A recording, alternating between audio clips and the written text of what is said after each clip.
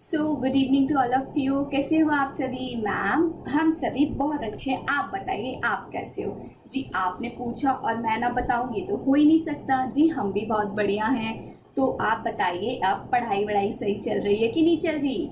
Ma'am सही चल रही है, क्योंकि अब तो हमें पता लग गए हैं कि एग्ज़ाम मई वाले जुलाई में नहीं दिया तो नवंबर में तो देना ही पड़ेगा। जिन बच्चों का अटेम्प्ट था पहले मई जून वाला, और जिन बच्चों का नवंबर में है उनका एग्ज़ाम नवंबर में होके ही रहेगा।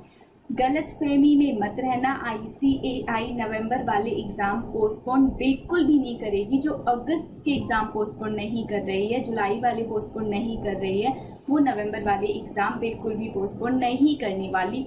तो कृपया पढ़ते रहिए एंड पढ़ते रहिए और आगे बढ़ते रहिए। अब सुनो, आज की डेट आपसे बिना पूछे ही मैं लिख दे रही हूँ। आपने मुझे नहीं कहा कि मैम डेट लिखो, बट मैं लिख रही हूँ कि आज डेट है 16 जून 2020। ये 2020 लिखने का तो मेरा मन ही नहीं करता है। मेरा मन ही नहीं करता कि मैं इस ईयर को कभी लिखूँ भी। चलो, बच्चे ने पूछा कि मैम आज की कथा में क्या पढ़ाया जाएगा। अब बच्चे पूछे और मैं ना बताऊंगी तो हो ही नहीं सकता। तो मैंने भी बता डाला, मैंने भी बताने में कोई देरी नहीं की। तो मैंने बोला सुनो, आज की क्लास में बहुत थोड़ा सा रिवीजन कराऊंगी, क्योंकि रिवीजन लास्ट क्लास में भरपूर कराया गया था। तो आज की क्लास में जो लास्ट क्लास में पढ़ा है वो वाला रिवीजन कराऊंगी। क्यूमुलेट बेसिस वाला रिवीजन आज नहीं होगा। क्यूमुलेट बोले तो कराती हूँ ना, जैसे फर्स्ट क्लास का सेकंड में, सेकंड क्लास में फर्स्ट का, फिर थर्ड क्लास में फर्स्ट सेकंड का, फिर फोर्थ क्लास में फर्स्ट सेकंड थर्ड का। तो कभी कभी मैं उस चीज़ को स्किप भी करती हूँ, क्योंकि जब मुझे लगता है कि आज वो चीज़ इररिलेवेंट है, आज उसकी इतनी ज़रूरत नहीं है, क्योंकि कल ही तो कराया था, अभी नहीं भूले होगे।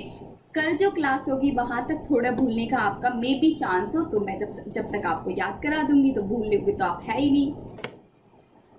चलो, तो अब हम स्टार्ट करते हैं आज की कथा। सबसे पहले सुनो कि लास्ट क्लास में हमने क्या किया था। लास्ट क्लास में मैंने आपको कराए थे कुछ एग्जाम्पल्स। सभी बच्चों ने मेरे साथ एग्जाम्पल्स बहुत अच्छे से किए थे, लेकिन एक एग्जाम्पल ऐसा था जहाँ बच्चों को डाउट आ गया था। हालांकि वो डाउट आने वाली चीज़ ही नहीं थी, बहुत सिंपल था, बट हुआ ये कि बच्चों के माइंड में एक बार आ गया ना कि डाउट आ गया, तो उन्होंने उस चीज़ को दोबारा से समझने की कोशिश ही नहीं की। जबकि मैंने कहा था कि इतनी 10 मिनट की फिर से देखो, बैक करके देखो, फिर से देखो, बट आप सबने आई थिंक नहीं देखा होगा। वेट कर रहे होगे कि कब क्लास हो, कब मैम आए और मैम इस चीज़ को समझा दे। तो आप बोलो और मैं ना करूँ वो तो इम्पॉसिबल है। तो उसी बात का ध्यान रखते हुए सबसे पहले वो एग्जाम्पल टैकल करते हैं। मुश्किल से 5 मिनट उसमें लगाऊंगी, आपको वो समझ आ जाएगा, क्योंकि मैं समझ रही हूँ आप सबको वहाँ पे कन्फ्यूज़न हो गई होगी। चलो स्टार्ट करते हैं पहले एग्जाम्पल से।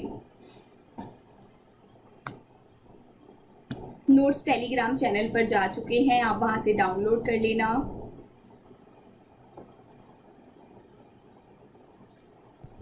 चलिए, ये रहा वो एग्जाम्पल जिसमें बच्चों को लास्ट क्लास में डाउट आ रहा था। बहुत सिंपल सा था बच्चों को डाउट, बट एक ही चीज़ में आया था जब मैं स्टेटमेंट ऑफ रेवेन्यू बना रही थी। हालांकि काम की बात भी वहीं की थी, बाकी सब तो फालतू की बातें थी, बेकार की बातें थी, वो सब तो मैम हमको समझ आ जाती हैं। काम की बातों में बस थोड़ी सी ना परेशानी आती है, तो प्लीज़ आप वो दोबारा से समझा दिया करो।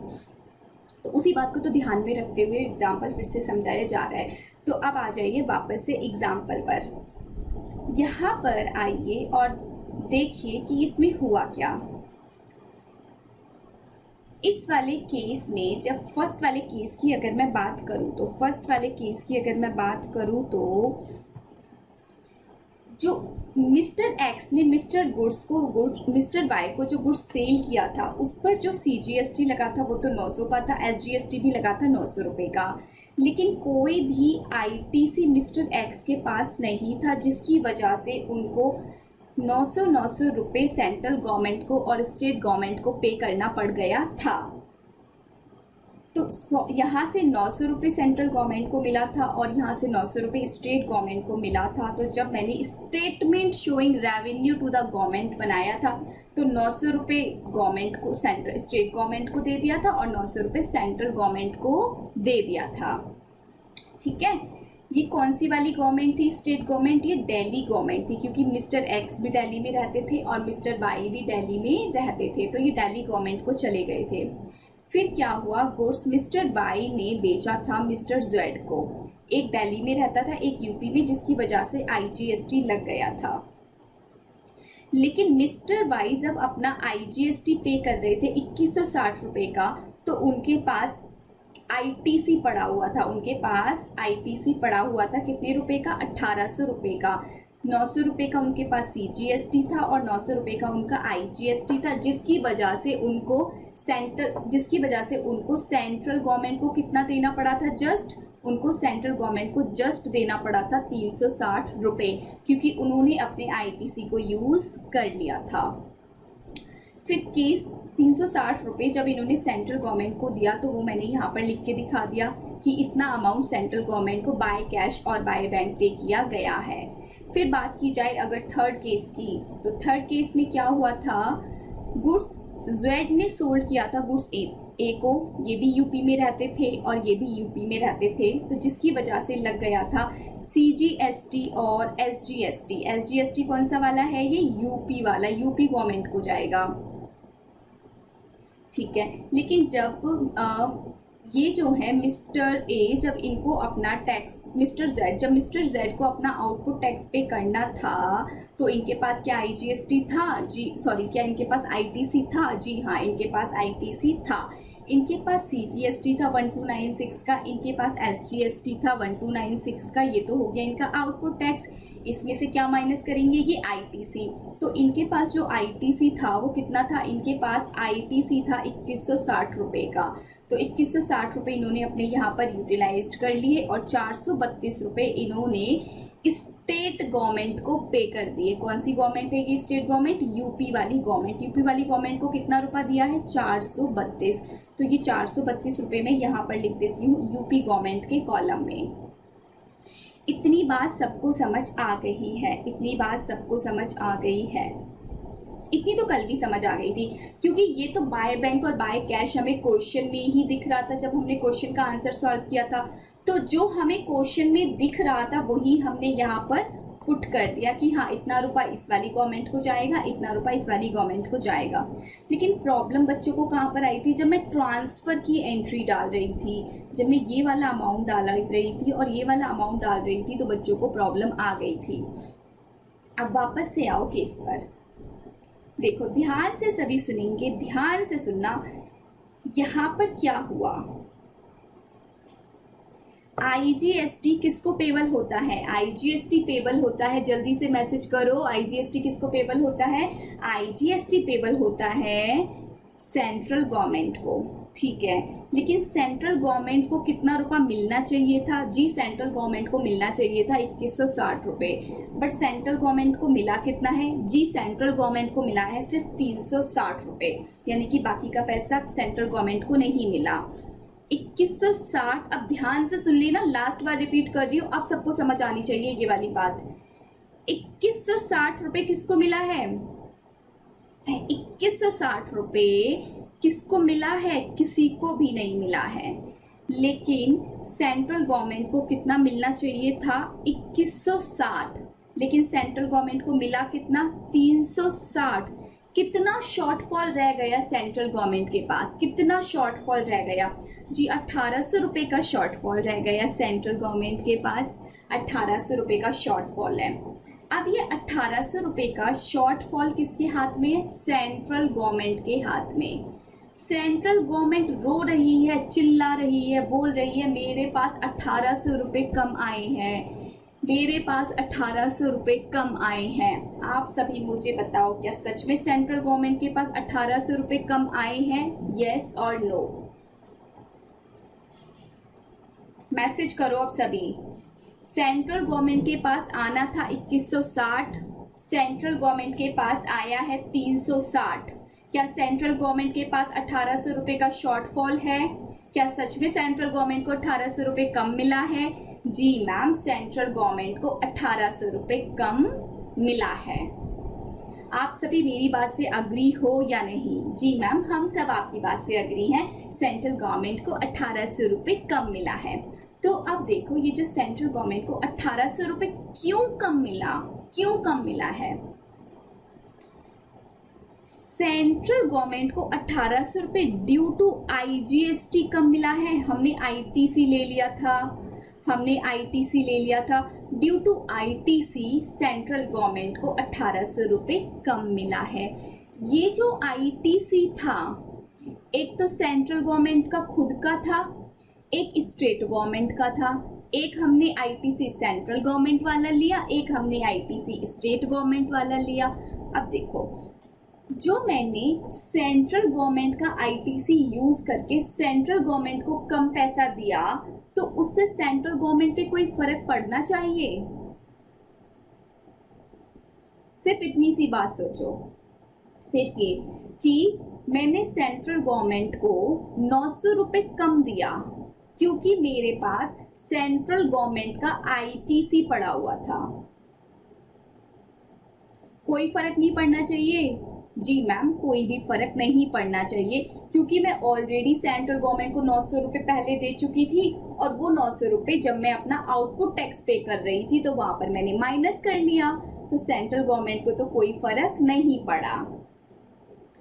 तो सेंट्रल गवर्नमेंट का 1800 में से 900 रुपये पर तो कोई इम्पैक्ट पड़ा नहीं, क्योंकि सेंट्रल गवर्नमेंट की पॉकेट में ऑलरेडी से वो पड़े थे। लेकिन अब कितना और डिफरेंस बच गया? जी मैम, अब 900 रुपये का डिफरेंस और बच गया। टोटल 1800 रुपये सेंट्रल गवर्नमेंट को कम मिला था। 900 रुपये सेंट्रल गवर्नमेंट को क्यों कम मिला? क्योंकि 900 रुपये सेंट्रल गवर्नमेंट के पास ऑलरेडी आ चुका था एज अ ITC। लेकिन बाकी का 900 रुपये सेंट्रल गवर्नमेंट को क्यों कम मिला? बाकी का 900 रुपये सेंट्रल गवर्नमेंट को इसलिए कम मिला क्योंकि स्टेट गवर्नमेंट का ITC 900 रुपये हमने यूज कर लिया। तो यानी कि सेंट्रल गवर्नमेंट को 900 रुपये स्टेट गवर्नमेंट की वजह से कम मिला। मैंने पैसा स्टेट गवर्नमेंट को पहले से दे रखा था, फिर जब मुझे पैसा सेंट्रल गवर्नमेंट को देना था, तो जो स्टेट गवर्नमेंट के पास मेरा पैसा पड़ा था, मैंने उसका क्रेडिट यूज कर लिया। तो सेंट्रल गवर्नमेंट कह रही है ये 900 रुपये तो स्टेट गवर्नमेंट के पास पड़े हैं, लेकिन होने किसके पास चाहिए थे? सेंट्रल गवर्नमेंट के पास। तो स्टेट गवर्नमेंट अपने में से 900 रुपये निकालेगी और सेंट्रल गवर्नमेंट को दे देगी। तो वही ट्रीटमेंट मैंने यहाँ पर किया है। स्टेट गवर्नमेंट ने 900 रुपये अपने में से माइनस किया और सेंट्रल गवर्नमेंट को 900 रुपये दे दिया। अब बात सबको समझ आई या नहीं? कि है कुछ नहीं। एक और एग्जाम्पल फ्रेंड वाला दिया था, बहुत अच्छा था, लास्ट क्लास में किसी ने इस पे फोकस नहीं किया। एक बार फिर से अब उसको प्ले करके देखना, वो फ्रेंड वाला एग्जाम्पल समझना, आपको बहुत अच्छे से अब वो चीज़ समझ आ जाएगी। चलिए, अब ये 432 रुपये वाला केस क्या था, इसको समझते हैं। अब बिल्कुल माइंड एकदम अपना फ्रेश रखो, एकदम क्लीन रखो, कुछ भी माइंड में नहीं आना चाहिए। अब मैं आपसे एक क्वेश्चन पूछूंगी, सभी बिल्कुल एक्टिव हो जाओ।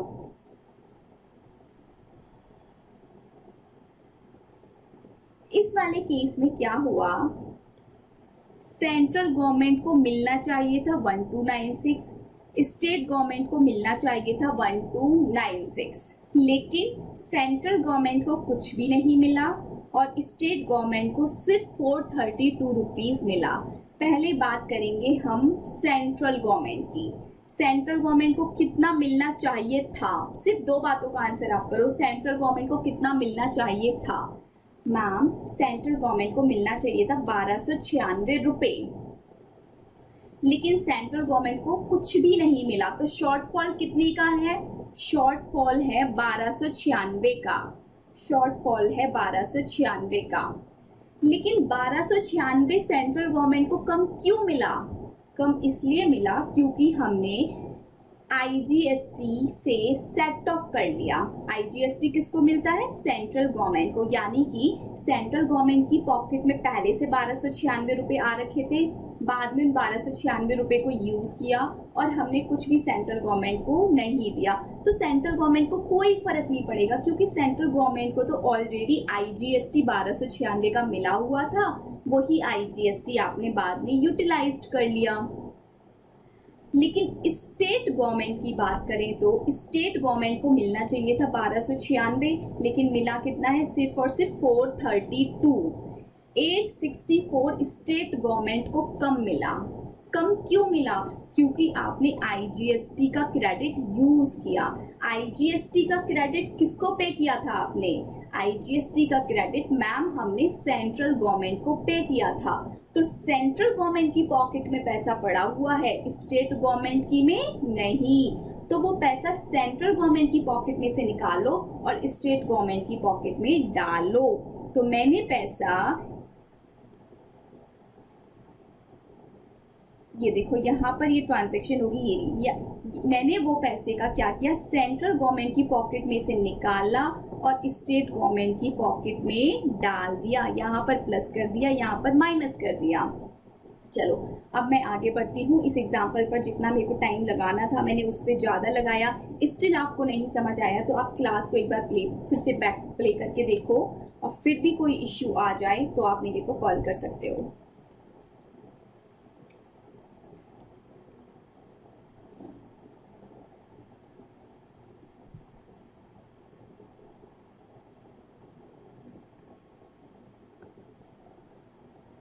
फिर इस टॉपिक के बाद मैंने आपको पढ़ाया था गुड्स के बारे में कि गुड्स कैपिटल गुड्स होते हैं, इनपुट होते हैं, दोनों का ही सेम ट्रीटमेंट होता है। यानी कि अगर आप कैपिटल गुड्स परचेज कर रहे हो तो भी आपको पूरा ITC मिल जाएगा, आप इनपुट परचेज कर रहे हो तो भी आपको पूरा ITC मिल जाएगा।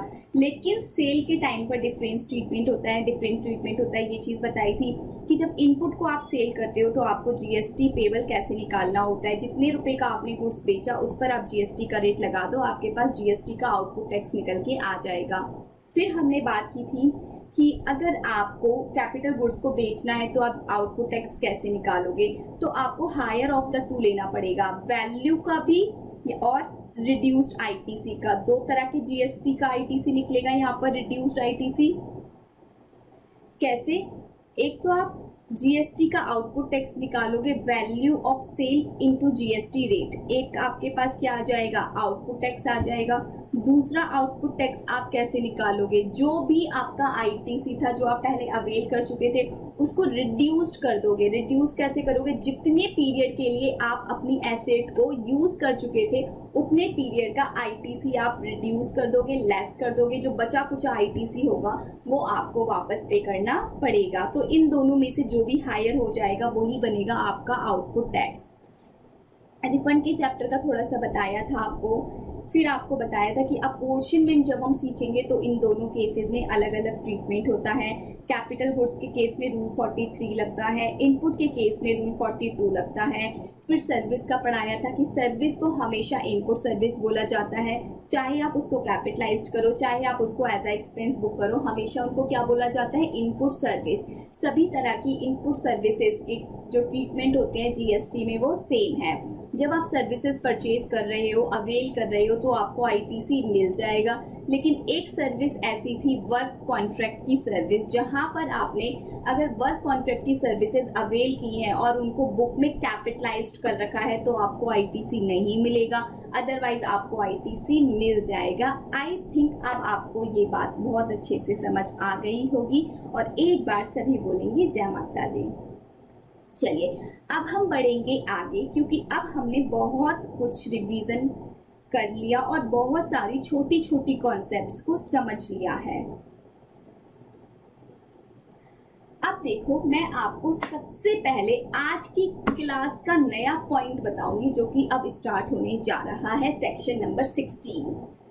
सेक्शन नंबर 16 में मैं सबसे पहले आपको रोड मैप पढ़ाऊंगी। एक रोड मैप पढ़ा के ही आपको पूरा सेक्शन नंबर 16 समझ आ जाएगा। फिर हम सेक्शन का word to word meaning book से पढ़ेंगे, आई मीन जो मेरे नोट्स होते हैं उससे पढ़ेंगे। तो सेक्शन नंबर 16 क्या है, ये क्या बताता है, ये क्यों आया GST लॉ में, इसका मतलब क्या है। ठीक है, तो अब आप सभी को मुझे सुनना है, आप सब अब मुझे सुनो। ठीक है, अब कोई भी अपने माइंड में प्रीवियस कोई बातें नहीं सोचेगा, सिर्फ जो मैं बोलूंगी वो सुनो और मेरे को आंसर करो। मैंने आपको बोला था कि अगर आप कुछ परचेज कर रहे हो और परचेज पर आप क्या दे रहे हो, टैक्स दे रहे हो, इस टैक्स को बोलते हैं इनपुट टैक्स। और इनपुट टैक्स का आपको क्या मिलता है? जी मैम, इनपुट टैक्स का मिलता है हमको क्रेडिट। इनपुट टैक्स का मिलता है आपको क्रेडिट।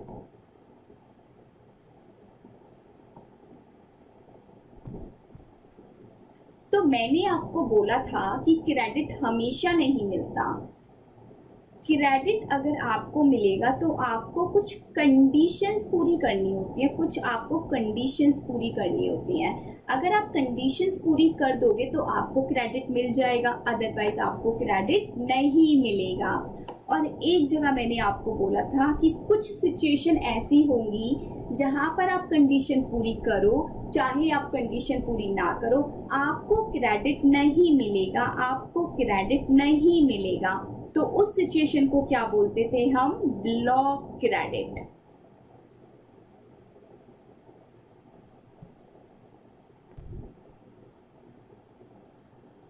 चलो, तो बेसिकली अब आपको ये पता, या तो क्रेडिट मिलेगा या तो क्रेडिट नहीं मिलेगा। अगर क्रेडिट आपको मिलेगा तो आपको कुछ कंडीशन पूरी करनी पड़ेगी।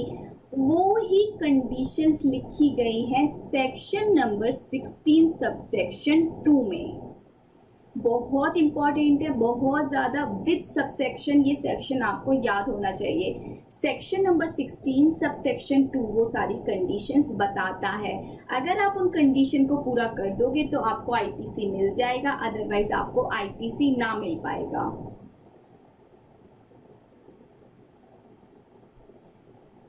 एक हम पढ़ेंगे सेक्शन नंबर 16 सबसेक्शन 1, जो कि बताएगा कि आईटीसी किसको मिलेगा, कौन ऐसा पर्सन है जो आईटीसी लेने के लिए एलिजिबल है। तो दो चीजें समझ आई आपको। 16 सबसेक्शन बताएगा कि आईटीसी किसको मिलेगा, 16 सबसेक्शन 2 बताएगा कि जिसको भी आईटीसी मिलेगा, जिसका नाम 16(1) ने बोल दिया कि हाँ इस वाले भैया को आईटीसी मिलेगा, तो 16(2) बताएगा कि ये वाले जो भैया हैं जिनको आईटीसी मिल रहा है वो ये कंडीशन पूरी करेंगे। तो 16 सबसेक्शन 1 बताता है कि आईटीसी किसको मिलेगा। फिर 16 सबसेक्शन 2 बताता है कि आईटीसी लेने के लिए इनको कौन कौन सी कंडीशंस पूरी करनी पड़ेगी। अब आइए आप सभी मेरे साथ नोट्स पर। ये है हमारा सेक्शन नंबर 16 सबसेक्शन 1 का रोड मैप। ये सेक्शन नहीं है, यहाँ पर मैं लिखूंगी रोड मैप। ये एक रोड मैप है। तो पहले मेरे को सुनो, इसमें क्या लिखा है वो सब भूल जाओ, अभी कुछ नहीं पढ़ना। सेक्शन नंबर 16 बोलता है अगर आप आईटीसी अवेल करना चाहते हो तो आप होने चाहिए रजिस्टर्ड पर्सन। आप जीएसटी में रजिस्टर्ड होने चाहिए। आपने जीएसटी में रजिस्ट्रेशन ले रखा हो तो ही आप आईटीसी क्लेम करोगे, अदरवाइज आप आईटीसी क्लेम नहीं कर पाओगे। बात समझ आई? मैं हूँ, ठीक है, मैंने बाहर से एसी परचेज किया। मैंने जब एसी परचेज किया होगा तो मैंने एसी का जो भी वैल्यू था वो पे किया होगा, प्लस एसी पर जितना भी जीएसटी बनता होगा मैंने वो जीएसटी पे किया होगा। ठीक है, वो एसी मैंने अपने बिजनेस में यूज़ करा। अब मुझे आईटीसी मिलेगा, लेकिन आईटीसी तभी मिलेगा जब मैं हूँ एक रजिस्टर्ड पर्सन, क्योंकि अगर मैं जीएसटी पोर्टल पर रजिस्टर्ड नहीं होंगी तो मैं आईटीसी कैसे क्लेम करूँगी। तो इसलिए सबसे पहला 61 बोलता है, 16 सबसेक्शन 1 बोलता है कि अगर आप आईटीसी लेना चाहते हो तो आप होने चाहिए एक registered person under GST act. अगर आप जीएसटी एक्ट में रजिस्टर्ड नहीं हो तो आपको आईटीसी नहीं मिलेगा, आपको आईटीसी नहीं मिलेगा। ठीक है मैम, इतनी बात हमको समझ आई कि हमको जीएसटी एक्ट में रजिस्टर्ड होना पड़ेगा आईटीसी लेने के लिए। अगर हम जीएसटी एक्ट में रजिस्टर्ड नहीं है तो हमको आईटीसी ना मिल पाएगा। फिर बात आती है कि जो गुड्स और जो सर्विसेज आपने परचेज किया है वो बिजनेस के लिए यूज होना चाहिए। अब मैंने क्या परचेज किया था, एसी ले जाके मैंने अपने ऑफिस में लगा दिया, तो ऑफिस मेरा बिजनेस पर्पस है तो मुझको आईटीसी मिलेगा। लेकिन वही एसी अगर मैं ले जाके अपने घर पर लगा देती तो मेरे को आईटीसी ना मिल पाता। अगर मैं जीएसटी में रजिस्टर्ड हूँ, फिर मैंने जीएसटी में रजिस्टर्ड होने के बाद एसी खरीदा और एसी ले जाके अपने घर पर लगा दिया, तब भी मुझको आईटीसी नहीं मिलेगा। मुझे दोनों कंडीशन एक साथ पूरी करनी है 16(1) वाली, कि मुझे जीएसटी में रजिस्टर्ड होना पड़ेगा, प्लस मैं जो भी गुड्स और जो भी सर्विसेज परचेज करती हूँ वो मैं बिजनेस पर्पस के लिए ही यूज करूँगी, तभी मुझे आईटीसी मिलेगा, अदरवाइज मुझे आईटीसी नहीं मिलेगा। ये तो बात हो गई सेक्शन 16 सबसेक्शन 1 की, जो कि बताता था कि आईटीसी किसको मिलेगा, कौन ऐसा बंदा है जिसको आईटीसी मिलेगा। तो आप मुझे बताओ किसको आईटीसी मिलेगा।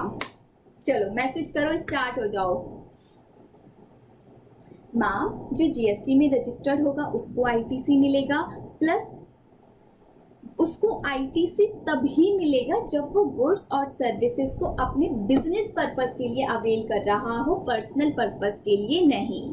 ठीक है, यहाँ से फाइनल हो गया कि ये बंदा जीएसटी में रजिस्टर्ड है और इसने जो गुड्स और सर्विसेज परचेज किए हैं वो अपने बिजनेस पर्पस के लिए परचेज किए हैं। तो अब इनको आईटीसी मिलेगा या नहीं? जी हाँ, इनको आईटीसी मिलेगा।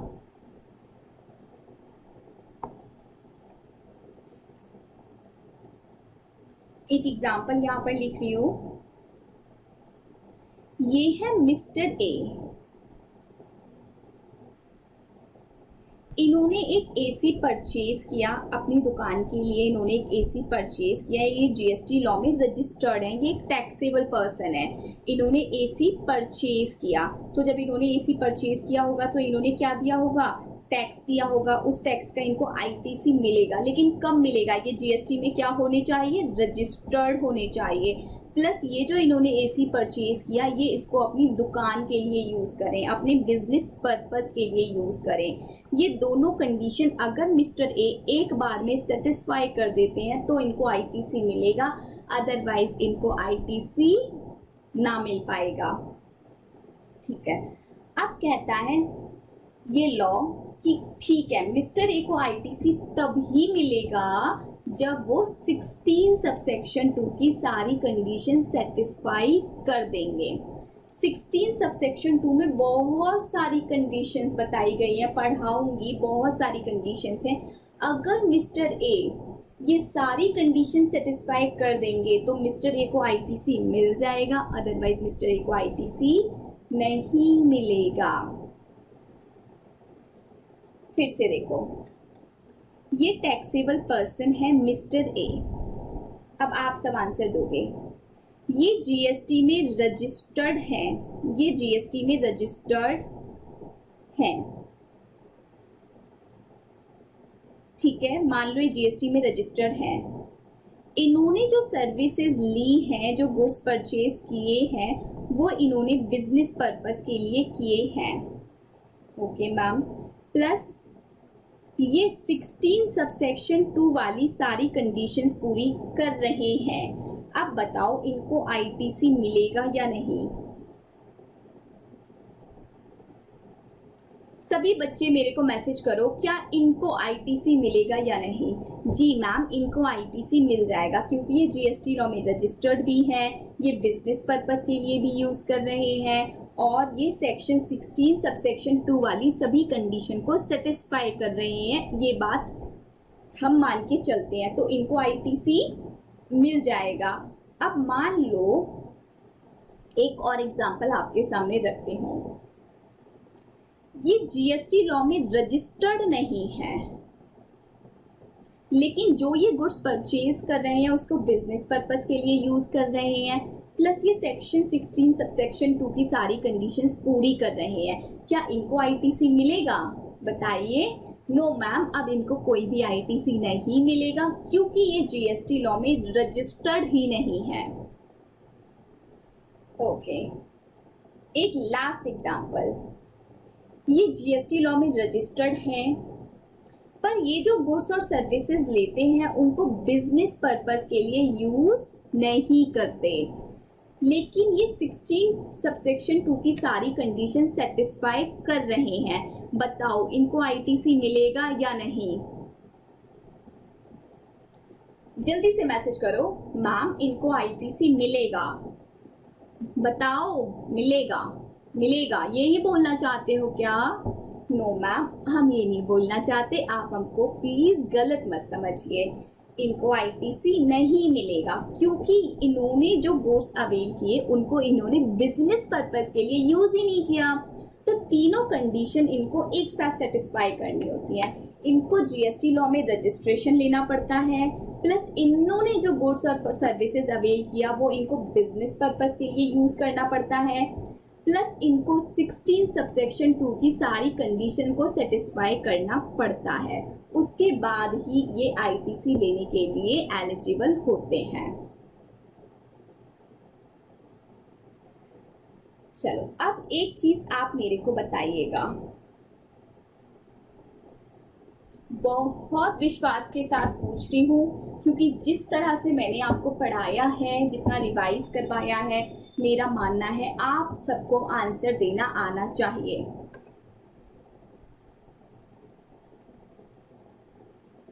ये है टैक्सेबल पर्सन, इन्होंने गुड्स परचेज किया था मिस्टर ए से, ठीक है, इन्होंने गुड्स परचेज किया था। तो आप सबको पता था कि जब मिस्टर ए गुड्स बेच रहे थे तो वो कौन सा फॉर्म फाइल कर रहे थे, कौन सा जीएसटीआर का फॉर्म फाइल कर रहे थे? जल्दी से बताओ। मैम, वो जीएसटीआर 1 फाइल कर रहे थे क्योंकि मिस्टर ए सेल कर रहे थे, ठीक है।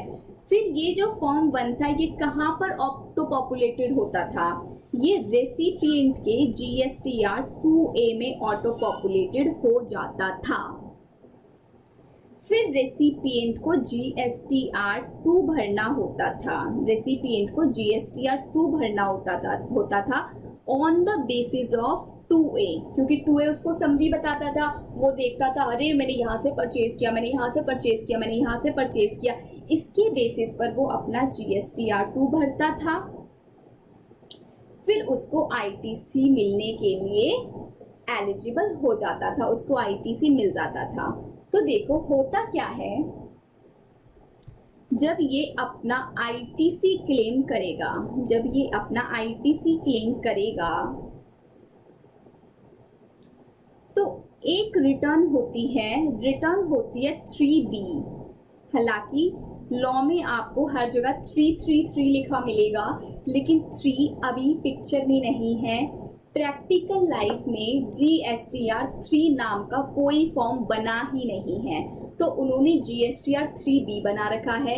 अभी कोई भी जीएसटीआर 3 नहीं भरता, हर कोई जीएसटीआर 3 की जगह पर 3B ही भरते हैं।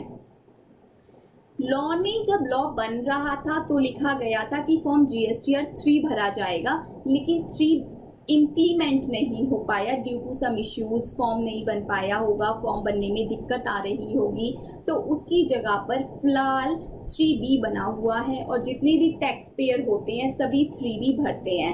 3B एक ऐसा फॉर्म होता है जहाँ पर टैक्स भरा जाता है और अपना आईटीसी अवेल किया जाता है। तो बेसिकली पहले मेरी ये वाली बात आप समझो आगे बढ़ने से पहले, फिर मैं आपको आईटीसी की बात समझाऊंगी, फिर एग्जाम्पल से लिंक करेंगे।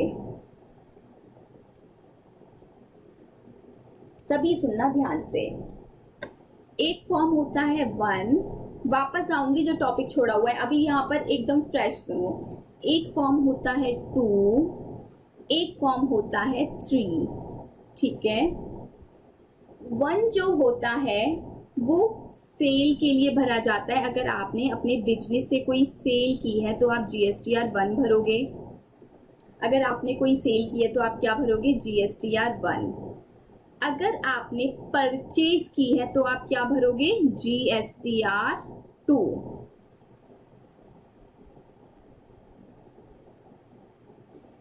जब आप GSTR 1 भरोगे तो गवर्नमेंट को बताओगे, देखो गवर्नमेंट मैंने अपने ये गुड्स बेचे हैं। जब आप GSTR 2 भरोगे तो आप गवर्नमेंट को बताओगे कि हे गवर्नमेंट देखो मैंने यहाँ से ये परचेज किया है, ठीक है।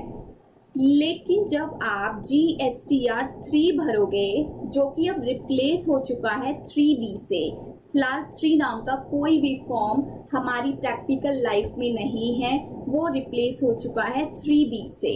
तो अब आप 3 की जगह क्या यूज करोगे? 3B।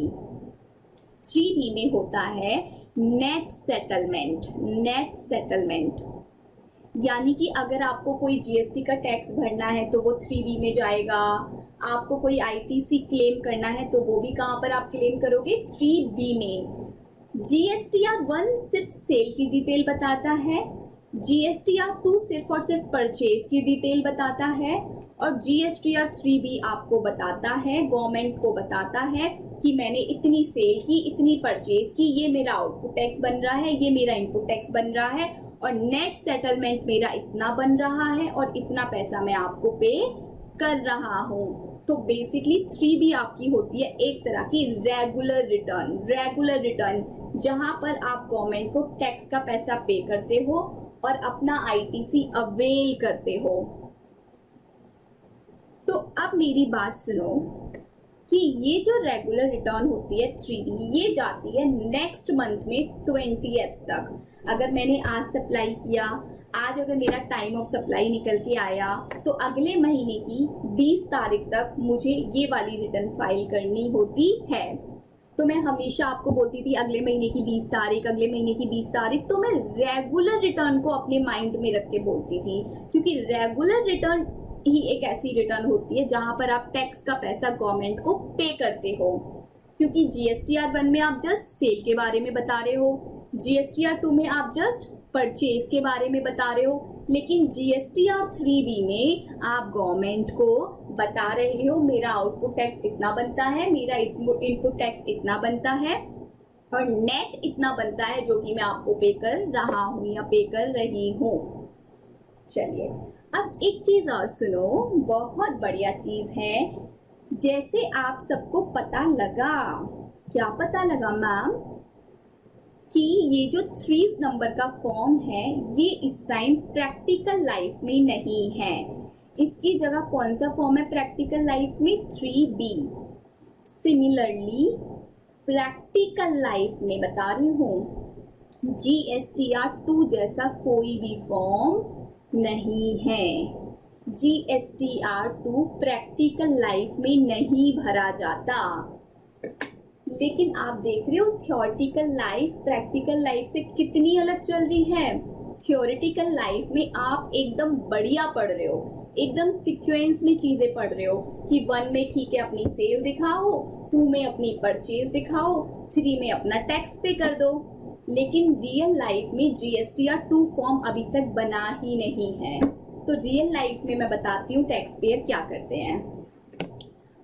वो क्या करते हैं, GSTR 1 भर देते हैं, अगर उन्होंने किसी को सेल किया तो वो भर देते हैं, ठीक है।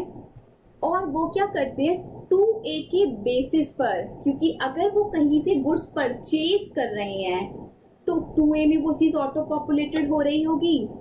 2A के बेसिस पर डायरेक्ट वो 3B भरते हैं, जहां पर वो अपने टैक्स की कंप्यूटेशन करते हैं। यानी कि 2 जैसा कोई भी फॉर्म रियल लाइफ में नहीं भरा जाता। ये तो बात थी प्रैक्टिकल लाइफ की। लेकिन आप थ्योरेटिकल लाइफ में हो, आपको एग्ज़ाम देना है, एग्ज़ाम आपको पास करना है, तो आप याद रखना कि GSTR 2 होता है, भरा जाता है, और परचेज की डिटेल उसमें हम दिखाते हैं। और आप सभी बोलोगे जय माता दी।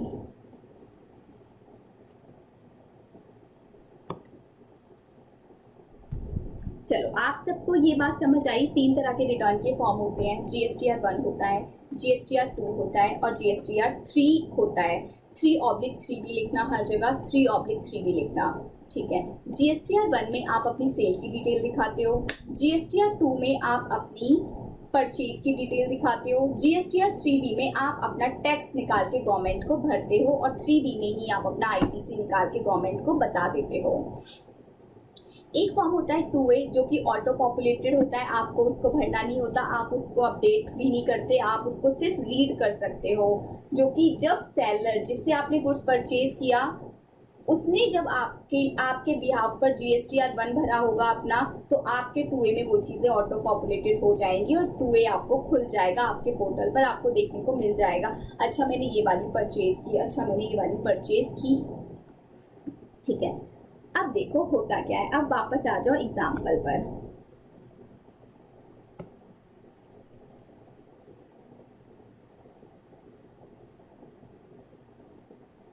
रिटर्न की बात सभी याद रखना, तभी एग्जाम्पल बहुत अच्छे से समझ आएगा कि 1 जो होता है वो सेल के लिए होता है, 2 होता है परचेज के लिए, और जो 3B होता है वो होता है टैक्स की पेमेंट के लिए, जिसको बोलते हैं रेगुलर रिटर्न। मैम ये तीनों रिटर्न हर महीने भरी जाती हैं क्या? हाँ, ये तीनों ही रिटर्न हर महीने भरी जाती है। कोई 10 तारीख तक भरी जाती है, कोई 15 तारीख तक भरी जाती है, कोई 20 तारीख तक भरी जाती है। ये रिटर्न के चैप्टर में सीखेंगे। अब देखो यहाँ पर क्या हुआ, ये थे टैक्सेबल पर्सन, इन्होंने परचेज की, ठीक है, इन्होंने परचेज की थी मिस्टर ए से। जब इन्होंने मिस्टर ए से परचेज किया तो मिस्टर ए ने अपना कौन सा फॉर्म फिल किया होगा? GSTR 1 किया होगा। अब टैक्सेबल पर्सन के पास 2A में ये वाली बातें क्या हो गई होंगी? ऑटो पॉपुलेटेड हो गई होंगी। फिर ये अपना GSTR 2 भरेंगे, हालांकि रियल लाइफ में नहीं भरते बट लॉ कहता है भरना है। रियल लाइफ में भी फॉर्म ही नहीं भरा तो लॉ क्या कर लेगा। अब क्या होगा, GSTR 2 में ये जो टैक्सेबल पर्सन है ये क्या करेंगे, अपनी परचेज गवर्नमेंट को बता देंगे कि मैंने यहाँ से ये परचेज किया है। कोई डिटेल अगर 2A में नहीं आ रही तो वो डिटेल भी ये GSTR 2 में बता देंगे, ठीक है। फिर ये टैक्सेबल पर्सन क्या करेंगे, GSTR 3B भरेंगे। 3 या 3B कुछ भी बोलो, मैं 3B बोलूंगी। लॉ आप एग्जाम में दोनों ही लिखना, 3/3B। GSTR 3B ये भरेंगे। जब ये GSTR 3B भर रहे होंगे तो यहाँ पर ये टैक्स की पेमेंट करते हैं, इनका आउटपुट टैक्स निकल के आता है। आउटपुट टैक्स में से ये माइनस करते हैं ITC, और जो भी बैलेंस बचता है वो ये गवर्नमेंट को पे कर देते हैं। तो बात आती है हमारी ITC पर कि जब ये GSTR 3B भरते हैं तो वहाँ पर ये अपना आउटपुट टैक्स लिखते हैं, उसमें से ये अपना ITC माइनस करते हैं। तो गवर्नमेंट ने बोला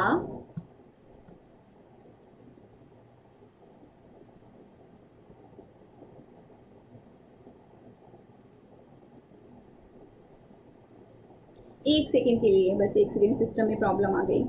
चलिए ठीक है। तो गवर्नमेंट ने बोला देख, जब तू अपना ITC क्लेम कर रहा है तो जितना ITC 2A में है ना उतना तो तू क्लेम कर ले। जितना ITC तेरे 2A में रिफ्लेक्ट हो रहा है उतना तो तू क्लेम कर ले, प्लस 10% एक्स्ट्रा ऑफ 2A का भी तू क्लेम कर सकता है। लेकिन इससे ज़्यादा ITC तू क्लेम नहीं करेगा, इससे ज़्यादा ITC हे टैक्सेबल पर्सन तू क्लेम नहीं कर सकता। मतलब क्या हुआ,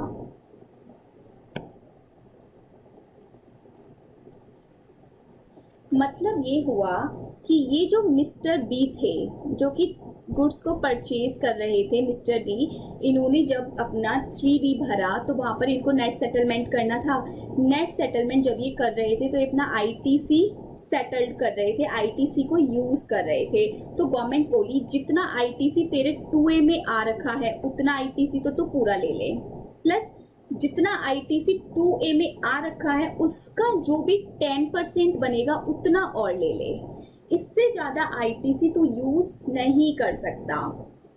मान लो टोटल ITC था 2A में 100 रुपये का, 2A में टोटल ITC आ रखा था 100 रुपये का, ये था 2A का। लेकिन रेसिपिएंट ने जब अपना बुक्स खोला, जब अपना GSTR-2 भरा था तो उसने बोला नहीं मेरा तो ITC 200 रुपये का है। मेरा ITC कितना है? 200 रुपये का। क्योंकि आप सबको याद होगा मैंने एक बात बताई थी, 2A में बहुत बार एंट्रीज छूट जाती हैं। जो सेलर होते हैं वो अपना GSTR-1 कभी कभी भरते नहीं हैं, तो जिसकी वजह से 2A में वो वाली ट्रांजैक्शन ऑटो पॉपुलेटेड नहीं होती। तो रेसिपिएंट बोल रहा है कि मेरे पास तो 200 रुपये का क्रेडिट है, लेकिन 2A वाला जो लेजर होता है वो बोल रहा है कि नहीं रेसिपिएंट तू गलत बोल रहा है, तेरे पास सिर्फ 100 रुपये का ही क्रेडिट है। लेकिन गलत इस टाइम कौन है? 2A गलत है, क्योंकि सप्लायर जो था, सेलर जो था, उसने GSTR-1 नहीं भरा, जिसकी वजह से 2A पूरा का पूरा ऑटो पॉपुलेटेड भी नहीं हुआ। तो फिर गवर्नमेंट बोलती है 2A प्लीज आप भी शांत बैठ जाइए एंड रेसिपिएंट प्लीज आप भी शांत बैठ जाइए। आप दोनों में से कौन सही है कौन गलत, ये डिसीजन आप दोनों नहीं लोगे, ये बात मैं बताऊंगी। तो गवर्नमेंट बोल रही है देखो 2A में जितना ITC है वो तो आप ले लो, यानी कि 100 रुपये का जो 2A में आ रहा था वो तो आपको मिल जाएगा, प्लस 10% एक्स्ट्रा आप ले लो। तो 10% जितना 2A में आ रहा था उसका करोगे तो कितना आएगा? 10 रुपये। तो गवर्नमेंट बोल रही है 110 रुपये का ITC रेसिपिएंट तू अवेल कर ले अपना फॉर्म 3B भरते टाइम।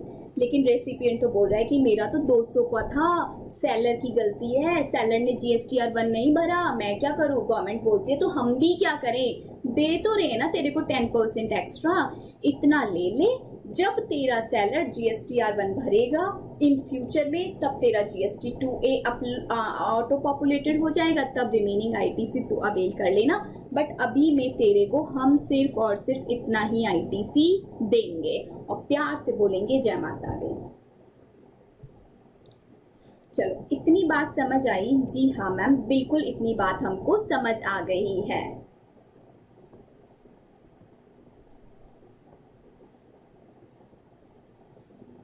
चलो अब वापस आओ।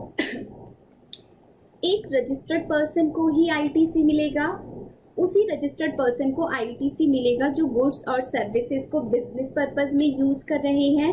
जो गुड्स और सर्विसेज को बिजनेस पर्पस में यूज कर रहे हैं सिर्फ उन्हीं को ITC मिलेगा, प्लस उनको कंडीशन पूरी करनी पड़ेगी सेक्शन 16 सबसेक्शन 2 की, उसके बाद ही उनको ITC मिलेगा।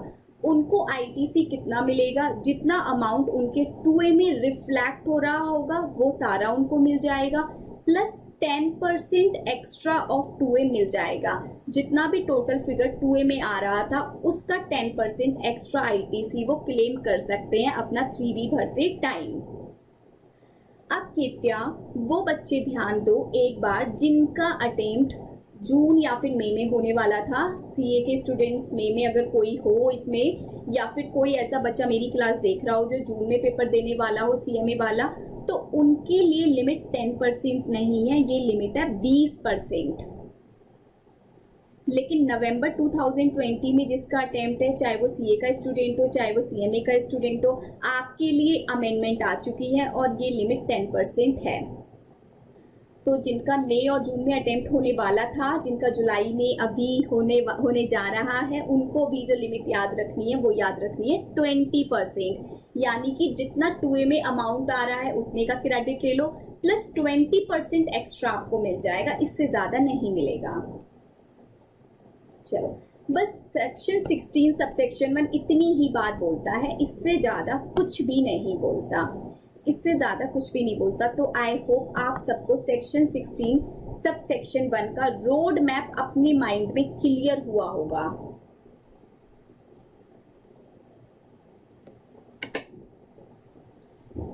किसी को कोई डाउट है तो प्लीज़ पूछो, मैसेज करो मेरे को, अभी मैसेज करो, रिप्लाई मिलेगा आपको, जल्दी से मैसेज करो अगर किसी को डाउट है तो। अगर डाउट नहीं है तो मैं आपको पहले एक समरी बताऊंगी 2 मिनट लगा के जितना भी पढ़ाया, उसके बाद हम 16-2 का रोड मैप स्टार्ट करेंगे। फिर कथा अपना एक नया रूप ले लेगी, अभी कथा बीच में चल रही है। ठीक है मैम, आप कथा में एक बार समरी बता दो कि जो आपने स्टार्टिंग में कथा सुनाई थी उसका समराइज्ड क्या है। तो देखो सबसे पहले इतना याद रखो, जीएसटी के अंदर 3 तरह के फॉर्म होते हैं। जीएसटीआर 1 होता है, जीएसटीआर 2 होता है और जीएसटीआर 3 भी होता है। 1 भरा जाता है ये बताने के लिए गवर्नमेंट को कि गवर्नमेंट देखो हमने ये सेल किया है। 2 भरा जाता है गवर्नमेंट को बताने के लिए कि गवर्नमेंट देख हमने यहाँ से परचेज किया है। 3B में आप गवर्नमेंट को बताते हो इतना मेरा आउटपुट टैक्स बनता है, इतना मेरा इनपुट टैक्स बनता है और इतना मेरा नेट पेमेंट बनता है। But in practical life 3B भरा जा रहा है। 3 आपको बुक में काफ़ी जगह लिखने को मिलेगा, तो आपको 3 के साथ साथ /3B करना है, क्योंकि पोर्टल में बहुत सारे इशू हैं। अभी वहाँ पर 3 जैसे फीचर्स नहीं है, तो गवर्नमेंट ने for the time being 3B बना रखा है ताकि काम भी चलता रहे, काम ना रुके। जीएसटीआर 2 फॉर्म अभी तक रियल लाइफ में नहीं आया, तो इसलिए कोई परचेज दिखाता नहीं है, direct input tax credit avail कर लेते हैं 3B में जाके। 3B में ही जो करना है वो करो। 2 नाम का रियल लाइफ में कोई भी अभी फॉर्म नहीं है, ठीक है। इतना करने के बाद मैंने आपको बताया कि सेक्शन 16 बोलता है, सेक्शन 16 का सबसेक्शन वो बोलता है कि आप एक रजिस्टर्ड पर्सन हो तो ही आपको जीएसटी मिलेगा।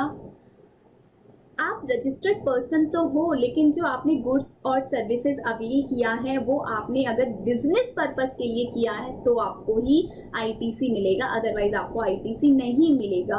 और ये वाला आईटीसी भी आपको तब मिलेगा जब आप सेक्शन 16 सबसेक्शन 2 की सारी कंडीशन पूरी कर दोगे।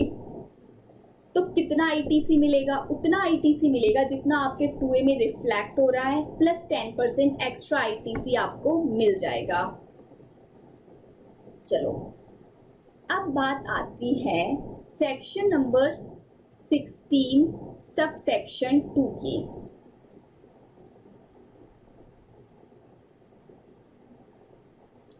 चलो अब करते हैं सेक्शन नंबर 16 सब सेक्शन 2 का रोड मैप।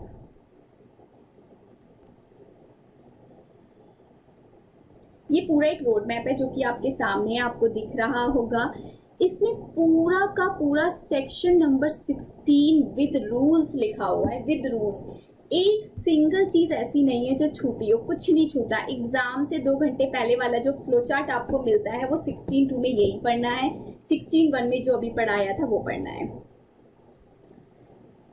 इसको हम याद कैसे करेंगे? इसका एक निमोनिक है DRTR मिसलेनियस, ऐसे आपको याद रखना है, DRTR मिसलेनियस। अब क्लास तो ये है नहीं जो मैं आपसे जोर जोर से बुलवा दूँ 5-6 बार ताकि आपको रट जाए, तो आप खुद से बोलो। D बोले तो डॉक्यूमेंट, R बोले तो गुड्स रिसीव, T बोले तो टैक्स की पेमेंट, R से कर दी रिटर्न फाइलिंग और मिसलेनियस। ये आपको याद रखना है। अब समझेंगे लॉजिकली, वो तो थी एक रट्टाफिकेशन वाली बातें, ताकि आपको एग्जाम में लिखना भी तो आए ना। समझ तो मुझसे लोगे, लिखोगे क्या? तो लिखने के लिए थोड़े से निमोनिक्स आपके पास होना बहुत जरूरी है। तो अब याद रहना चाहिए DRTR मिसलेनियस। अभी जब सेक्शन पूरा जब ये खत्म होगा रोड मैप, तो आपको खुद ही सब कुछ याद हो जाएगा। अभी कोई प्रेशर मत डालो।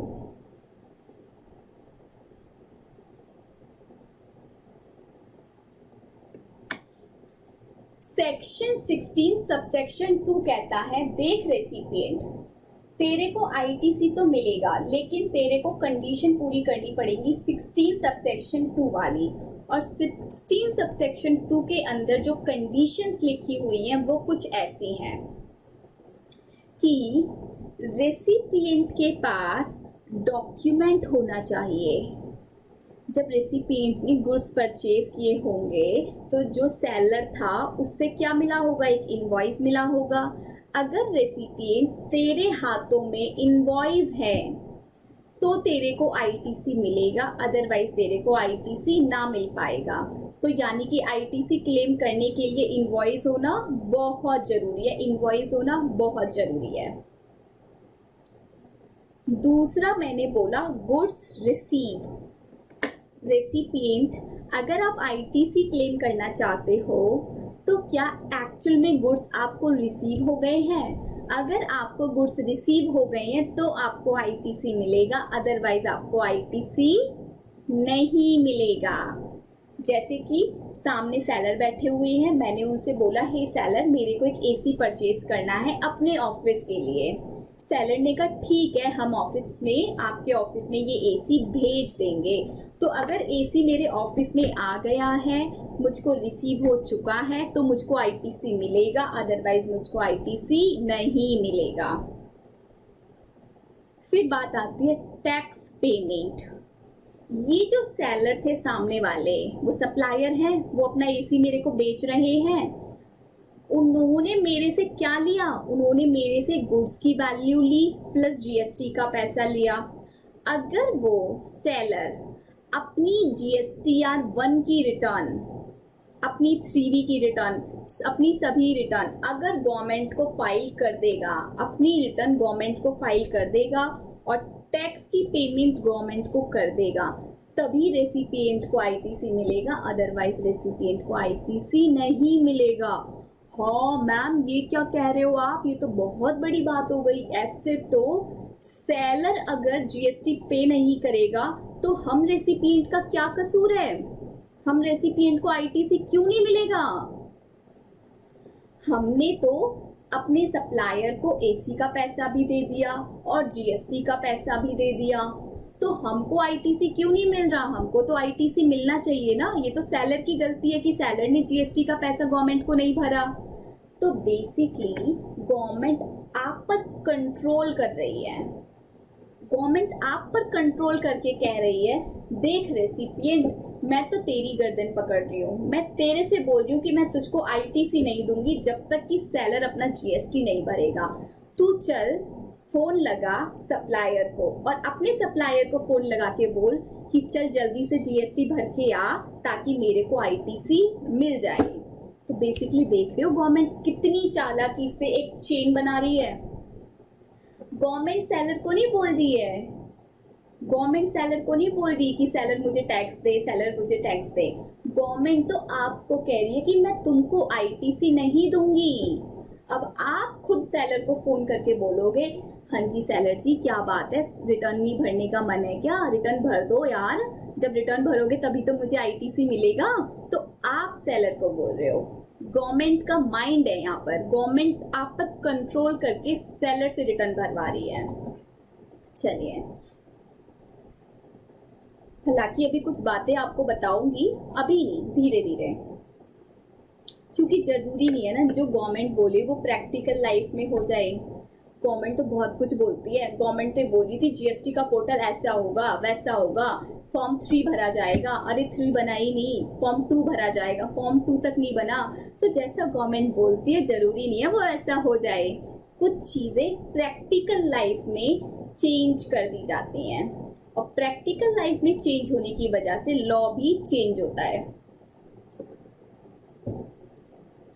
चलो, क्या आपको समझ आया? पहला तो आपको आईटीसी तभी मिलेगा जब आपके पास इनवॉइस होगा, प्लस आपको गुड्स एक्चुअल में रिसीव हो जाने चाहिए, प्लस जिससे आपने गुड्स परचेज किए वो बंदा टैक्स की पेमेंट कर दे, वो बंदा अपनी रिटर्न फाइलिंग कर दे।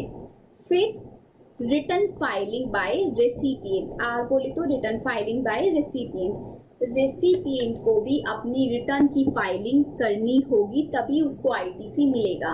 जब रेसिपिएंट अपना जीएसटी और 3B भरता है तो वो क्या करता है, अपना आईटीसी अवेल करता है।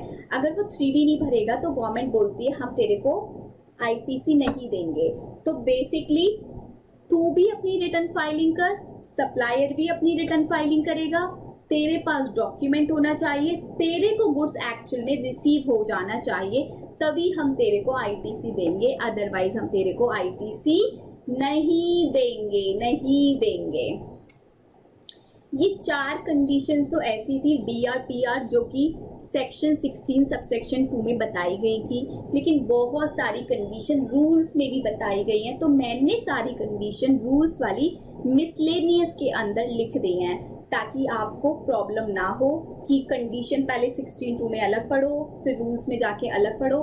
मैंने सारी कंडीशन जो कि आपको आईटीसी अवेल करने के लिए चाहिए एक जगह पर लिख दी हैं।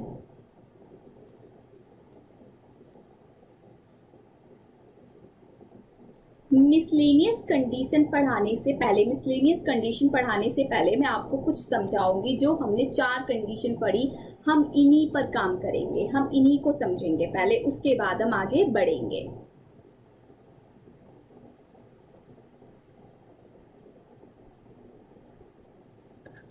तो सबसे पहले आ जाइए डॉक्यूमेंट पर।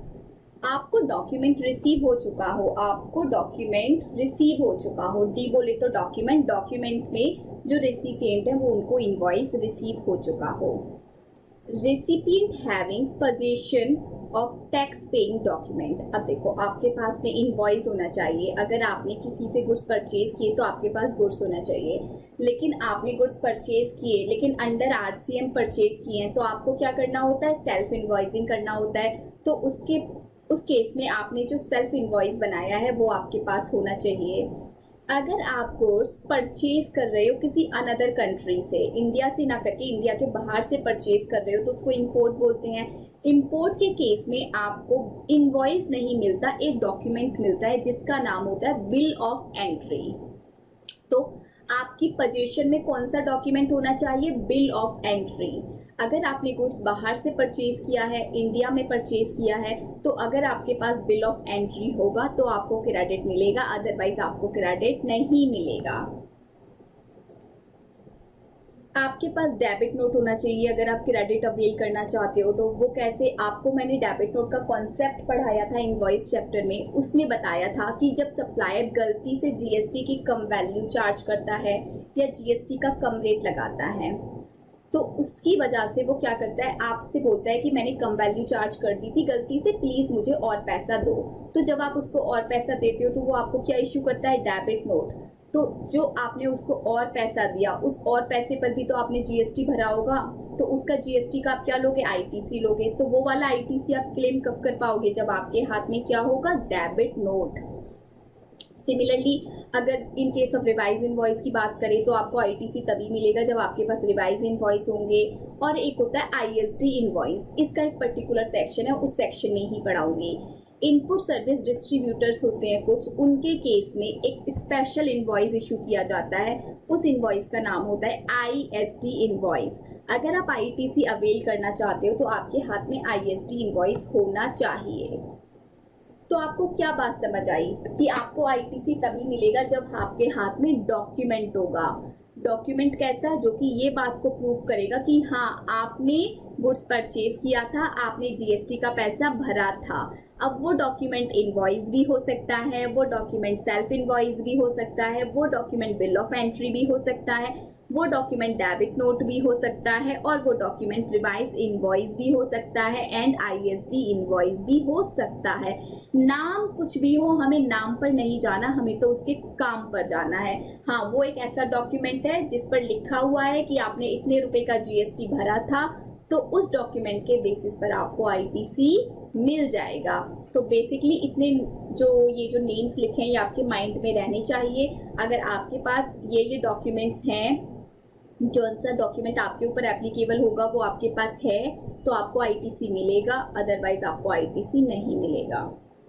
एक चीज और कि ये जो इनवॉइसेस बन रहे हैं, ये जो डॉक्यूमेंट्स बन रहे हैं, invoicing, self invoicing, entry, bill of entry, debit note वगैरह वगैरह, कभी कभी क्या होता है इंडिया में ये जो दुकानदार होते हैं ना, ये थोड़े आलसी टाइप के होते हैं। बेसिकली इतना कौन ध्यान देता है।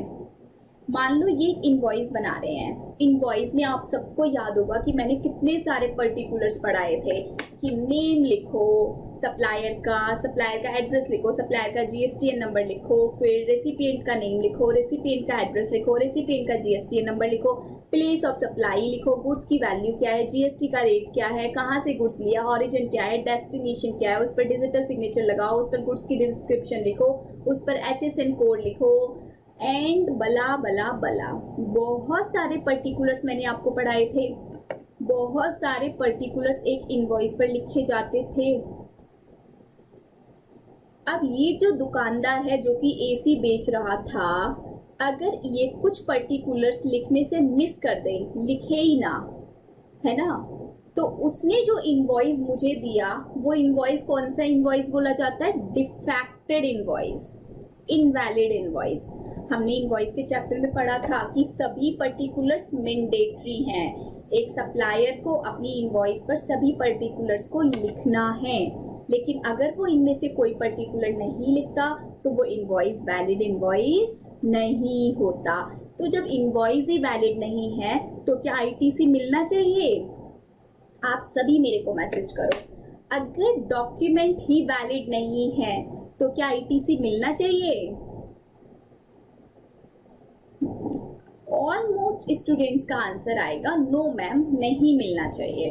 अब देखो, इंडिया में तो हर दुकानदार की प्रॉब्लम है, एक दो की छोड़ो, हर दुकानदार की प्रॉब्लम है कि हर कोई दुकानदार डिफेक्टेड इनवॉइस इशू करता है। अब लोगों का जो कहते हैं ना, जो आदत पड़ती है, गवर्नमेंट वो तो नहीं बदल सकती। तो गवर्नमेंट ने बोला कि ये जो दुकानदार हैं ये अगर इनवैलिड इनवॉइस देते हैं अपने रेसिपिएंट को, तब भी हम रेसिपिएंट को आईटीसी दे देंगे, लेकिन छह बातें इनवॉइस के ऊपर होना जरूरी है। अगर किसी भी इनवॉइस के ऊपर ये 6 पर्टिकुलर्स हैं तो रेसिपिएंट को आईटीसी मिल जाएगा, अदरवाइज रेसिपिएंट आपको आईटीसी नहीं मिलेगा। तो सप्लायर को एक तो जीएसटीएन नंबर लिखना है, सप्लायर का जीएसटीएन नंबर लिखना होगा, रेसिपिएंट का प्लेस ऑफ सप्लाई लिखना पड़ेगा, प्लेस ऑफ सप्लाई लिखना पड़ेगा, गुड्स की वैल्यू कितनी है, गुड्स पर कितना जीएसटी का टैक्स लग रहा है, और गुड्स की डिस्क्रिप्शन लिखनी पड़ेगी कि गुड्स का नाम क्या है, कितनी क्वांटिटी में आपने गुड्स बेचा। बस इतनी सी बातें आपको लिखनी है। ये टोटल 6 बातें हैं। अगर 6 बातें किसी भी इनवॉइस पर लिखी हैं तो उस इनवॉइस के बेसिस पर रेसिपिएंट को आईटीसी मिल जाएगा। लेकिन ये 6 बातों में से कोई सी भी बात इनवॉइस में नहीं है तो फिर रेसिपिएंट को आईटीसी नहीं मिलेगा। कौन कौन सी 6 बातें, एक बार सभी बोलेंगे मेरे साथ। जीएसटीएन नंबर सप्लायर का, मन मन में बोल लो। आप सबकी आवाज मेरे पास तो आएगी नहीं, मन मन में बोल लो। मन की आवाज भी अगर अच्छे से बोली जाए तो दूसरे तक जाती है। मन की आवाज मन से बोली जाए तो सामने वाले को सुनाई देती है। जीएसटीएन लिखेंगे सप्लायर का, जीएसटीएन लिखेंगे रेसिपिएंट का, प्लेस ऑफ सप्लाई लिखा जाएगा। प्लेस ऑफ सप्लाई मतलब कि जहां पर गुड्स का कंजम्पशन हुआ वो सब लिखा जाएगा, प्लस वैल्यू कितने रुपए का गुड्स है, कितने रुपए का जीएसटी का टैक्स लगा, प्लस गुड्स का डिस्क्रिप्शन लिखा जाएगा। अब आप सभी मुझे बताओ, अगर इनवॉइस पे एड्रेस नहीं लिखा, एड्रेस नहीं लिखा, ना सप्लायर का एड्रेस लिखा ना रेसिपिएंट का एड्रेस लिखा, क्या इस इनवॉइस के बेसिस पर आईटीसी मिलेगा या नहीं? जल्दी से मैसेज करो। मैम आईटीसी मिलेगा, मिलेगा, क्योंकि ये 6 पर्टिकुलर नहीं लिखोगे तो नहीं मिलेगा। लेकिन आपने ये 6 पर्टिकुलर तो लिखे हैं बट एड्रेस नहीं लिखा तो आईटीसी मिल जाएगा। अच्छा, गुड्स का अगर HSN कोड नहीं लिखा, गुड्स का अगर HSN कोड या फिर सर्विस का जो टैरिफ कोड होता है वो नहीं लिखा, तो बताओ आईटीसी मिलेगा कि नहीं? कैसी कैसी बातें कर रहे हो मैम? आप ही ने तो कहा था कि बस गुड्स का डिस्क्रिप्शन लिखा होना चाहिए, HSN की कोई जरूरत नहीं है। तो इसका मतलब HSN अगर नहीं भी लिखा तो भी रेसिपिएंट को आईटीसी मिल जाएगा। चलो अब आगे बढ़ते हैं। डॉक्यूमेंट से रिलेटेड आपको काफ़ी कुछ माइंड मैप बन गया होगा कि डॉक्यूमेंट रेसिपिएंट के पास होना चाहिए, डॉक्यूमेंट्स में कौन कौन से डॉक्यूमेंट्स कवर हैं, डॉक्यूमेंट पर कौन कौन से पर्टिकुलर्स का लिखा होना बहुत ज़्यादा ज़रूरी है। अब बात आती है गुड्स रिसीव। गुड्स रेसिपिएंट को एक्चुअल में रिसीव हो जाना चाहिए। यानी कि मैंने एसी खरीदा था अपने ऑफिस के लिए, तो अगर मेरे को एसी रिसीव हो गया है तो ऐसा माना जाएगा कि मेरे को गुड्स रिसीव हो गया है। ये तो माना क्या जाना है, ये तो एक्चुअल में रिसीव हो गया है। अब एक केस मैं आपके सामने रखती हूँ, आप अपना कॉमन सेंस लगाइएगा। जस्ट उसके बाद उस केस को फिर मैं आपको बताऊंगी कि इसमें क्या होगा।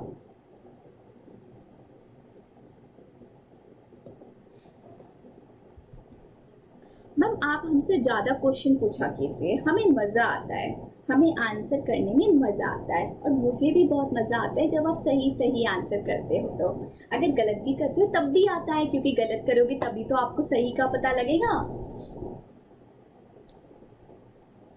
ये है मिस्टर ए, ठीक है।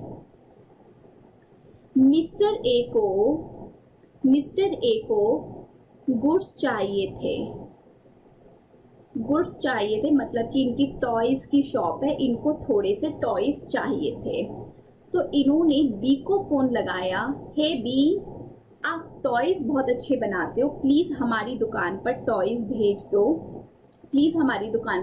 भेज दो।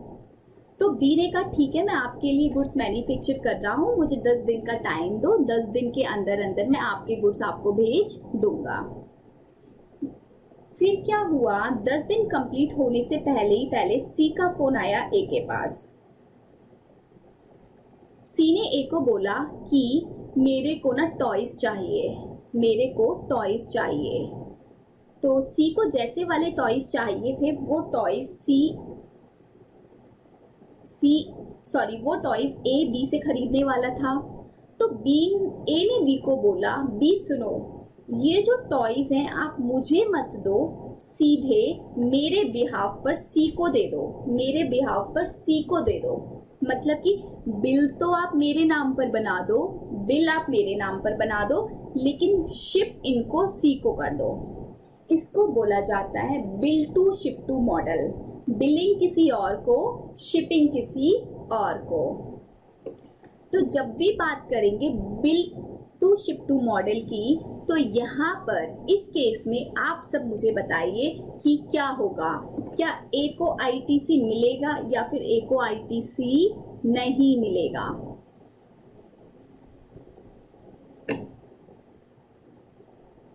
फटाफट से मैसेज कीजिए, क्या ए को आईटीसी मिलेगा या ए को आईटीसी नहीं मिलेगा। ध्यान से देखो, ए को गुड्स रिसीव नहीं हुआ, ए को बिल रिसीव हुआ है।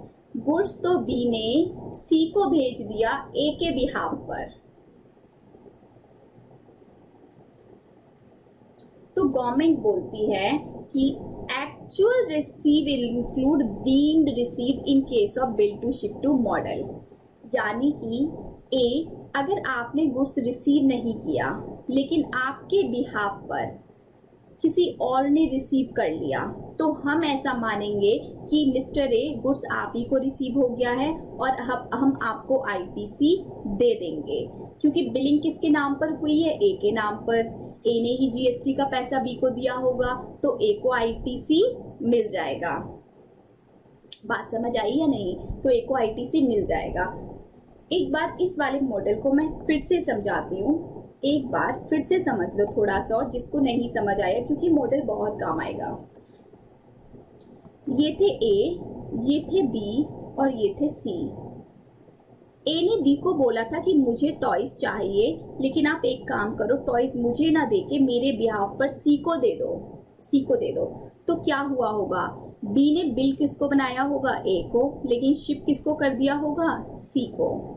ठीक है, अब ए ने क्या किया होगा, ए ने भी तो एक बिल बनाया होगा सी के नाम पर, वो बिल की बात सी के लिए होगी। अब सी को आईटीसी जब मिलेगा तब इस बिल की बातें करेंगे, तो इसलिए इस बिल की बातें हम ए के रिस्पेक्ट में नहीं कर रहे।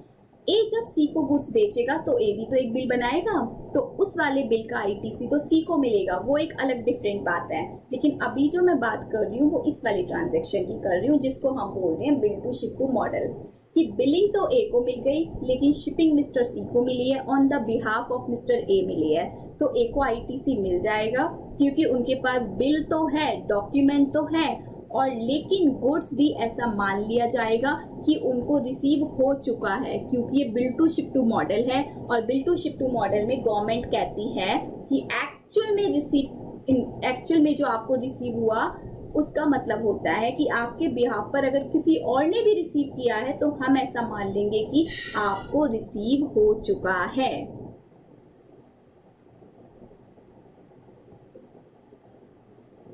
चलो मैम, इतनी बातें हमको समझ आ गई हैं। तो यहाँ यही बातें लिखी हुई हैं कि एक्चुअल में गुड्स और service has been receive by the recipient. Goods और सर्विसेज रेसिपिएंट को अवेल हो चुका हो, एक्चुअल में रिसीव हो चुका हो, लेकिन अगर bill to ship to model है तो डीम्ड रिसीव मान लिया जाएगा। ठीक है, इतनी बात मैम हमको समझ आ गई। ठीक है मैम, कथा कहाँ तक पहुंची है? कथा अभी चल रही है मेरे बच्चों, कथा अभी चल रही है। अभी कथा थोड़ी सी बची है। अभी तो देखो कथा सुनने में कितना मज़ा आने वाला है। इतने इंटरेस्टिंग पॉइंट्स आने वाले हैं कि आप खुश हो जाओगे कि बस मेरी आर्टिकलशिप स्टार्ट हो और मैं अपने प्रिंसिपल को अपना ज्ञान झाड़ूं।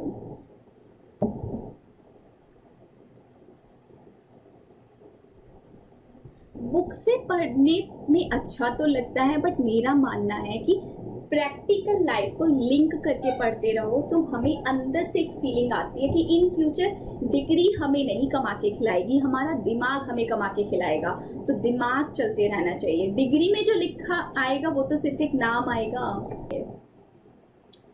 तो मैंने आपको एक तो बताया कि जब गुड्स रिसीव होता है तो एक्चुअल में रिसीव हो जाना चाहिए, लेकिन bill to ship to model है तो आपको रिसीव नहीं हुआ बट आपके बिहाफ पर किसी और को रिसीव हो गया, तो उस केस में भी आपको आईटीसी मिल जाएगा। लेकिन फिर बात आती है, आपको गुड्स चाहिए था, मिस्टर ए ने आपको बोला कि हम आपको गुड्स दे देंगे। आपने कहा ठीक है, मुझको 1 लाख यूनिट्स दे दो। तो उन्होंने कहा ठीक है, हम आपको 1 लाख यूनिट्स दे देंगे और हर लॉट में हम आपको 20 लाख की यूनिट भेजेंगे। तो 20 लाख की यूनिट उन्होंने पहले लॉट में भेजी, फिर दूसरे लॉट में 20 लाख यूनिट भेजी, फिर तीसरे लॉट में उन्होंने 20 लाख यूनिट भेजी, फिर फोर्थ लॉट में उन्होंने 20 लाख यूनिट भेजी, फिर फिफ्थ लॉट में उन्होंने 20 लाख यूनिट भेजी। इनवॉइस तो एक ही बार में पूरी 1 लाख यूनिट का कट गया था, लेकिन जो आपको यूनिट्स रिसीव हो रहे हैं वो लॉट्स में रिसीव हो रहे हैं। तो क्वेश्चन आता है कि जैसे जैसे जो लॉट्स रिसीव हो रहा है तब तब उसको आपको उसका आईटीसी मिलता जाएगा क्या? गवर्नमेंट बोलती है नहीं।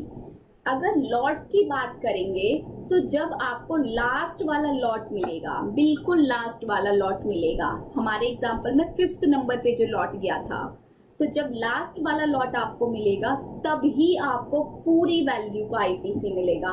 उससे पहले आपको 1 लाख यूनिट के रिस्पेक्ट में 1 रुपए का भी इनवॉइस नहीं मिलेगा। तो आप समझ गए, अगर लॉट की बात करूं तो गुड्स लॉट में बेचा जा रहा है, तो जिस दिन आपको लास्ट लॉट रिसीव होगा उस दिन आप आईटीसी लेने के लिए एलिजिबल हो जाओगे। आईटीसी कितने पर मिलेगा? पूरे पर मिलेगा। एक इनवॉइस में जितनी भी यूनिट्स लिखी गई थी पूरी यूनिट्स का जो आईटीसी है आप उसको एक ही बार में क्लेम कर सकते हो, बिल्कुल लास्ट में, पहले नहीं मिलेगा। चलिए, ये पेन का इशू आ रहा है, ये इस पर बिल्कुल भी वर्क नहीं कर रहा, तो मे बी इसमें हैंग हो गया है। चलिए, अभी की क्लास आज हम यहीं पे वाइंड अप करते हैं। आप सभी इस क्लास को समझिए, पढ़िए, रिवाइज कीजिए, जो भी डाउट हो आप मेरे से पूछिए। तब तक के लिए आज की क्लास यहीं पे रोकनी पड़ेगी मुझे, कोई बात नहीं है, अभी इतना ज़्यादा नहीं बचा, अब तो छोटी छोटी टर्म्स थी। उसके बाद सेक्शन नंबर 16 हम नेक्स्ट क्लास में कंप्लीट करेंगे। Bye bye, take care.